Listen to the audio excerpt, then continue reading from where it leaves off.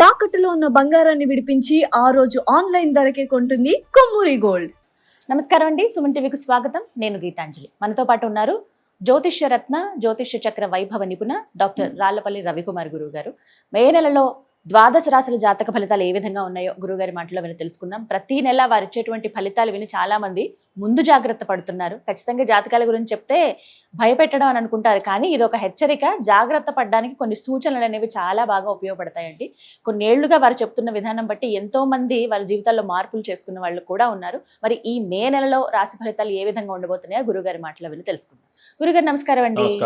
గురుగారు, రాశి ఫలితాలు ఎప్పుడు చెప్తూ ఉంటారు. సాధారణంగా మే అంటే ఇప్పుడే ఉంటాయండి, మనకి ఉగాది అప్పుడే కదా అని అనుకుంటాం. ఆ తర్వాత కొత్తగా ఏంటంటే మళ్ళీ 1వ తారీఖు జనవరి 1న కూడా చెప్పించుకుంటున్నారు, చాలా మంది వింటూ ఉన్నారు. కానీ ప్రతి నెల స్థితిగతులు మారుతూనే ఉంటాయి కాబట్టి మరి ఈ మే నెలలో రాశి ఫలితాలు ఎలా ఉండబోతున్నాయి, ముఖ్యంగా నవగ్రహాల ఫలితాలు అంటే ముఖ్యంగా వాళ్ళ స్థితిగతులు ఏ విధంగా ఉన్నాయో తెలియజేస్తారా? శరదిందు సమాకారే పరబ్రహ్మ స్వరూపిణి వాసరాపీఠ నిలయే సరస్వతి నమస్తే. సుమన్ టీవీ ప్రేక్షకులకు నమస్కారం. ముందుగా ద్వాదశ రాశుల్లో నవగ్రహాల స్థితి మే నెల ఎక్కడ ఉన్నాయో తెలుసుకుందాం. మనకి 14 మే దాకా మనకి సూర్యుడు వచ్చేసి మేషంలో ఉంటారు. సో అందుకే గుర్తుపెట్టుకోండి, మెయిన్గా పాయింట్ కూడా ఏంటంటే ఏప్రిల్ 15 టు మే 15 ఎప్పుడైనా సరే రవి ఉచ్చస్థానంలో ఉంటాడు. అందుకే సూర్యుడు భగభగ మండిపోతుంటాడు అన్నమాట. అదే అక్టోబర్ 15 టు నవంబర్ 15 ఆపోజిట్ తులారాశిలో ఉంటాడు, అది నీచస్థానం అనమాట. అందుకే చలి విపరీతంగా ఉంటుంది. సో ఈ 15 మే నుంచి ఏమో మళ్ళీ మనకి వృషభ రాశిలోకి సూర్యుడు ప్రవేశిస్తాడు, నెల్లాళ్ళు అక్కడ ఉంటాడు. నెక్స్ట్ వచ్చేసి కుజుడు వచ్చేసి మనకి 11 మే నుంచి మేషరాశిలో స్వస్థానంలో ఉంటాడు. నెక్స్ట్ వచ్చేసి రాహు మనకి కుంభరాశిలో ఉంటారు. అలాగే మనకి గురువు వచ్చేసి మిథున రాశిలో ఉంటారు. శని వచ్చేసి మనకి మీన రాశిలో ఉన్నారు. కేతు వచ్చేసి మనకి సింహరాశిలో ఉన్నారు. శుక్రుడు వచ్చేసి మనకి 14 మే నుంచి మిథున రాశిలోకి ప్రవేశిస్తున్నాడు. సో బుధుడు కూడా అంతే, 14 మే నుంచి మిథున రాశిలోకి స్వస్థానంలోకి ప్రవేశిస్తున్నమాట. సో ఇవ్వండి నవగ్రహాలు ద్వాదశ రాశుల్లో మే నెలలో ఈ స్థితి, ఈ గ్రహాలన్నీ కూడా ఈ ప్లేసెస్లో ఉంటాయని చెప్పుకోవచ్చు. గురుగారు, మకర రాశి వారికి మరి ఈ మే మాసంలో జాతక ఫలితాలు ఏ విధంగా ఉంటాయంటారు? తప్పకుండా మకర రాశి అనగా మనకి ఉత్తరాషాఢ 2, 3, 4 పాదాలు, శ్రవణం 1, 2, 3, 4 పాదాలు, ధనిష్ట 1, 2 పాదాలు, ఈ నక్షత్రాల సమూహం అంతా మనకి మకర రాశిలోకి వస్తుంది. వీరికి వచ్చేసి ప్రస్తుతం గురువు మటుకు 6వ స్థానంలో కొంచెం మిశ్రమ ఫలితాలు ఉన్నాడు. శని మటుకు అత్యద్భుతంగా తృతీయ స్థానంలో చాలా బాగున్నాడు. రాహు ద్వితీయ స్థానంలో, అష్టమంలో కేతు, ఇది కొంచెం మిశ్రమ ఫలితాలు. కానీ మెయిన్గా మకర రాశికి యోగకారకుడు, అదృష్టకారకుడు, లక్ ఫేవర్ చేసే గ్రహమైన శుక్రుడు మటుకు 14వ తారీఖు దాకా వృషభ రాశిలో స్వస్థానంలో ఉంటాడు. కాబట్టి అదృష్టం అనేది పరిపూర్ణంగా ఉంది. అదృష్టం బాగుందంటే ఆటోమేటిక్గా ఆర్థికంగా కూడా బాగుందంటే అనుకోవచ్చు. దైవబలం మటుకు తక్కువగా ఉంది, ఎందుకంటే 6వ స్థానంలో ఉన్నందుకు. సో 6వ స్థానం ఏంటి? డెట్స్, మిజరీస్, ఎనిమీస్, శత్రువులు, అనారోగ్యం, అప్పులు అన్నమాట. సో ఇవి కొంచెం ఎక్కువగా ఉంటాయని అనుకోవచ్చు. కానీ శుభగ్రహమైన గురువు అక్కడ ఉన్నాడు కాబట్టి ఈ 3 కూడా సేఫ్ అయిపోయినాడు, ఏముండదు. పాపగ్రహం 6వ స్థానంలో ఉంటే ఇవన్నీ ఖచ్చితం అండి.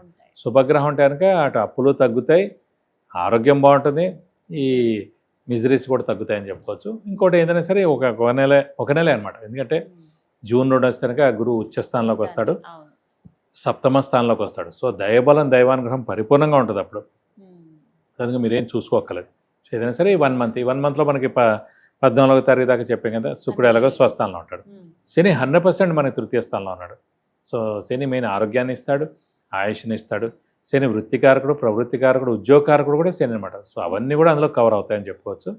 మెయిన్ కూర్చోండి, దైవబలం పెంచుకుంటే మంచిది ఈ నెలల్లో. ఎందుకంటే దైవబలం పెంచుకోవడం, దైవనాస్మరణ చేయడం, సంఘంలో జరిగే పనులన్నింటిలో మనం పాల్గొనడం, దైవ కార్యక్రమాల్లో మనం పాల్గొనడం, అవన్నీ చేస్తే కనుక ఈ నెలల్లో మనకు వచ్చి దైవబలం కావాలంతే. ఇది అయిపోయిందంటే మళ్ళీ గురువు ఉచ్చలో వస్తాడు, మనకి మళ్ళీ ఏడాది దాకా ఏం ప్రాబ్లం ఉండదని చెప్పుకోవచ్చు. కాబట్టి ఇలాంటివన్నీ మనం చేసుకోవాలి. మెయిన్గా ఇంకోటి విద్యార్థులకి అంటే కొంచెం మిశ్రమంగా ఉన్నా కూడా జూన్ 2 నుంచి గురువు ఉచ్చలోకి వస్తున్నాడు. విద్యార్థులకి పట్టిందల్లా బంగారం అని చెప్పుకోవచ్చు. వ్యాపారస్తులైనా అంతే అండి, కొంచెం గడ్డు కాలంగా నడుస్తున్నా కూడా వారు కూడా ఈ మాసం అంతా కొంచెం మౌనంగా ఉండండి. 1 నెల అనేది ఎంతో సేపు కాదు, వారికి కూడా నెక్స్ట్ మంత్ నుంచి చాలా బాగుంటుందని చెప్పుకోవచ్చు. సో అలాంటి రాజకీయ నాయకులు కానీ, క్రీడాకారులు కానీ, సో పత్రికా రంగం, యూట్యూబ్ రంగం, మీడియా రంగం, వీరందరూ కూడా బాగుంటుంది. ఎందుకంటే మెయిన్గా శుక్రుడే ఇవన్నిటికి కారకుడు. అలాంటి శుక్రుడు స్వస్థానంలో ఉన్నాడు కాబట్టి ఖచ్చితంగా బాగుంటుందని చెప్పుకోవచ్చు మకర రాశి వారికి. ఉద్యోగస్తులకి ఎలా ఉంటుందండి? ఉద్యోగస్తులకు కూడా ఇందాక చెప్పుకున్నట్టు శని ఉద్యోగకారకుడు, వృత్తికారకుడు, ప్రవృత్తికారకుడు కూడా అన్నమాట. అందుకని నుంచి మనం మేష నుంచి లెక్క పెడితే 10వ స్థానమే మెయిన్ అన్నమాట, ఉద్యోగ స్థానం. అంటే 10వ స్థానం శని అయ్యాడు, మకర రాశి అధిపతి శని. కాబట్టి శని మెయిన్గా ఉద్యోగకారకుడు కూడా అవుతాడు. సో ఖచ్చితంగా నిరుద్యోగులకు ఉద్యోగం రావడం, ఉద్యోగస్తుల promotions, name and fame, boss నుంచి మనన, ఫారెన్ టూర్ విజిట్స్, అసైన్మెంట్స్ రావడం, ఇవన్నీ కూడా జరుగుతాయి. సో ఉద్యోగస్తులు మటుకు బాగుంటుందని చెప్పుకోవాలి. వాళ్ళకి కాస్త పర్వాలేదు, అంటే పర్లేదు, బాగానే ఉంటుంది, బాధపడాల్సిన అవసరం అంత అవసరం లేదు. నేను చెప్పాను ఇంక 1 monthలో అలాగే గురువు ఉచ్చులో కూడా వస్తారన్నమాట. సో ఒకసారి గురువు ఉచ్చులో వచ్చంటే అతను 1 year టేక్ ఓవర్ చేస్తాడు. శని అలాగో తృతీయ స్థానంలో 1 year ఇంకా చాలా బాగుంటుంది. సో ఫైనాన్షియల్గా ఆర్థికంగా కూడా బాగుంటుంది, ఆర్థికంగా కూడా బాగానే ఉంటుంది. ఇంకా మెయిన్గా చెప్పాను శుక్రుడు స్వస్థానంలో ఉన్నందుకు ఈ 15 రోజులు అతను చూసుకుంటాడు. ఇంకో 15 రోజులు మామూలుగా ఉన్నా కూడా జూన్ 2 నుంచి గురువు ఉచ్చులోకి వస్తాడు. గురువే ఆర్థికానికి కారకుడు, గురువే ఉచ్చులోకి వస్తున్నాడు. సో ఇంకా తిరుగు లేకుండా ఉంటుంది. మరి ఇంకా మెరుగైన ఫలితాలు ఉండాలి అంటే ఏమైనా పరిహారాలు చేసుకోవాలి? ప్రస్తుతం ఏంటంటే ద్వితీయ స్థానంలో మటుకు రాహు ఉన్నాడు. అది కొంచెం మిశ్రమ ఫలితాలు ఇస్తాడు. కాబట్టి ఖచ్చితంగా అమ్మవారిని ఎక్కువగా ఆరాధించడం మంచిదండి. మెయిన్గా సుబ్రహ్మణ్య స్వామిని కూడా ఎక్కువగా ఆరాధిస్తే మంచిది. మెయిన్ అంటే ప్రతిరోజు అమ్మవారి అష్టోత్తరం చదువుకోవడం, అలాగే సుబ్రహ్మణ్య స్వామి అష్టోత్తరం చదువుకుంటే మంచిది. ఇలాగే ప్రతి శుక్రవారం అమ్మవారి టెంపుల్కి వెళ్ళి ఒక 40 ప్రదక్షిణాలు చేసి వీలైతే అమ్మవారికి అభిషేకం కానీ అర్చన కానీ చేయిస్తే మంచిది. అలాగే సుబ్రహ్మణ్య స్వామి టెంపుల్కి వెళ్ళి ప్రతి మంగళవారం 40 ప్రదక్షిణాలు చేసి వీలైతే కనుక హోమం మరియు అభిషేకం చేస్తే చాలా మంచిది. నేను వీళ్ళకి మనకి డిసెంబర్ 5 దాకా ద్వితీయ స్థానంలో రాహు ఉంటాడు. నేను ద్వితీయ స్థానం అనేది చెప్పాను ఇందాక, కుటుంబ స్థానం, నేత్రస్థానం, ధనస్థానం, వాక్స్థానం. సో వాకులో ఇబ్బంది కలగచ్చు, అంటే మన అన్న ఒక్క మాట వేరేగా వెళ్ళిపోవచ్చు. అలాగే ధనానికి కూడా కొంచెం ఇబ్బంది రావచ్చు, ఎందుకంటే ధనస్థానంలో ఉన్నందుకు. సో అలాగే కుటుంబంలో కూడా చిన్న ఏమైనా ప్రాబ్లమ్స్ రావచ్చు. అలాగే నేత్రం అంటే కళ్ళు ప్లస్ ఆరోగ్యం కూడా. సో ఈ 4 బాగుండాలంటే కూడా ఖచ్చితంగా సుబ్రహ్మణ్య స్వామిని పూజిస్తే మంచిది. వీలైతే స్కందగిరి టెంపుల్కి వెళ్ళి హోమం మరియు అభిషేకం మన పేరు, నక్షత్ర, గోత్రనామంతో ఆ మంగళవారం రోజు చేస్తే కనుక మనం అటెండ్ అవుతే కనుక మీకు అన్ని విధాలా మంచి చేకూరుతుంది. చక్కటి పరిహారం అండి. ధన్యవాదాలు గురుగారు. నమస్కారం.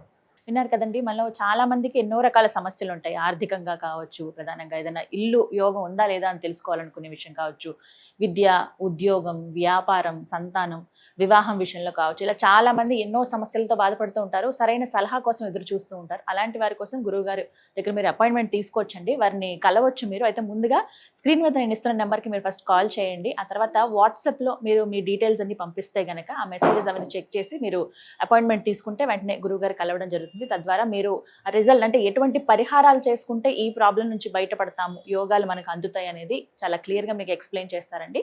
మరిన్ని వివరాల కోసం స్క్రీన్ మీద కనపడుతున్న నెంబర్కు కాల్ చేయండి. నమస్కారం.